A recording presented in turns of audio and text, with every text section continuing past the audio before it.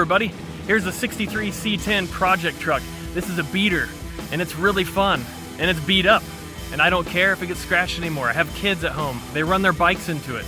The truck's loud and it's fast and I pulled it out of my uncle's field about 5 years ago and I've been piecing it together with junkyard, used and free parts ever since. Phase 1 is complete. Phase 1 was just getting the thing running, getting it stopping and getting it driving and having fun. Phase 2 and 3 will be coming up, but there is so much to do on this truck. There's a lot of work it needs, and I'll be making videos on each piece of it so you guys can follow.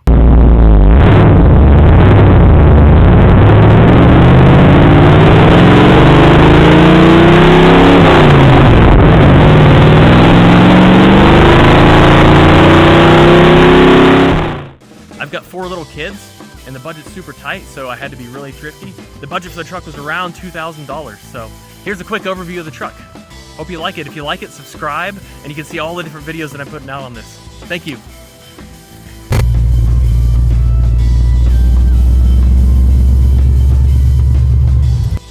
Okay, let's start with the exterior of the truck.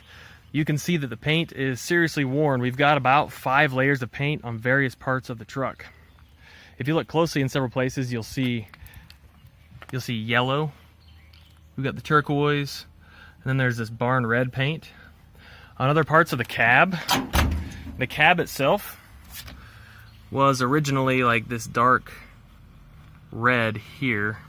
A couple parts on the fenders, you can see some black paint. The truck's probably been pieced together. Who knows where the fenders came from. The red paint is pretty much like a barn paint pretty much. It comes off on the mitt anytime you wash it. I've washed the truck twice in 5 years. You can see it kind of sticks in the low places where it doesn't get rubbed or get sun. Around the back we've got some adventurous use of Bondo. Somebody filled in this whole thing. Spare tire holder.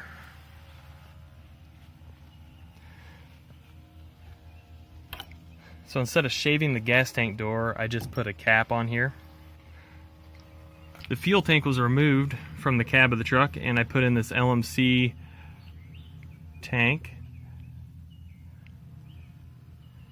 Very easy install. I'd recommend it. Came with a GM sending unit so I can just run a wire back for my gauge. And then in the floor of the truck, I used a boat floor filler neck. It just mounts flush with any flat surface, and this hooked up really nicely. It's just an aluminum filler neck, and there's a key for it, so it fits pretty flush with the floor of the bed.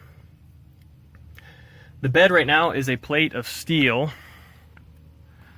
Somebody put that down over the original wood. The components for the original wood are in place, but around the edges where water seeps, it seeped in there and rotted the wood. See, underneath the truck here, it's got the original wood. However, along the front and the edges, like right in here, as the edge, it's all roasted.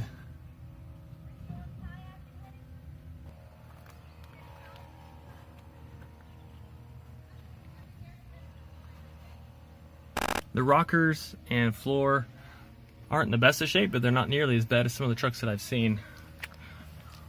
So there's the rocker panel there.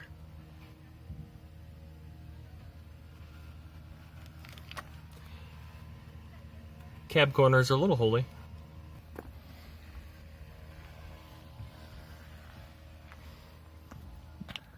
I could order a set of new fenders or I could get a set of used fenders, but they're not going to match this patina. So I'm thinking I'm going to do a video and I'm going to patch in this section here from LMC or some other place and then attempt to match the patina with some paint that I'll mix up so it'll be really, really close to the rest of it and kind of fit the theme of the truck. Alright, under the hood is a 454. This came out of an 86 Chevy C10 two-wheel drive pickup truck. It was a Craigslist find. The swap was pretty darn easy. They never did put a big block in this truck. The truck was originally a 283 small block Chevy truck. You can see the fit is pretty tight. An HEI distributor, and if you look at the firewall, right in there, you can see that I worked it over pretty well with the big hammer, the BFH. The engine was a good deal because it came with all accessories, Edelbrock intake manifold, and it has the more modern SI alternator, which has a built-in regulator. So it was a simple swap. I think I could probably just do a video on that alone.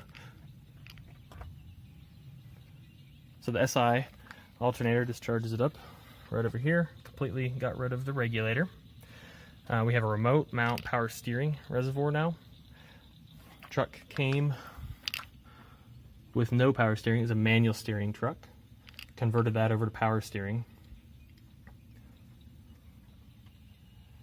The brakes of the truck are from a 72 C10. I took advantage of a parts truck, and I was able to get everything from the proportioning valve to the vacuum booster. I got the full subframe. It comes with disc brakes, the power steering box. Made some new lines for that guy. You will note that the engine mount towers I had to take a huge notch out of, so I welded a plate of metal to the side of it, made them much wider so that notch would not affect the structure of the mounts.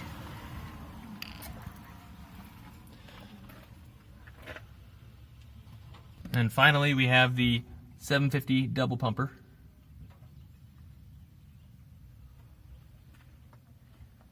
So that's pretty much under the hood. The rear end is a 72 C10 as well. It came from the same parts truck. That parts truck was a great find.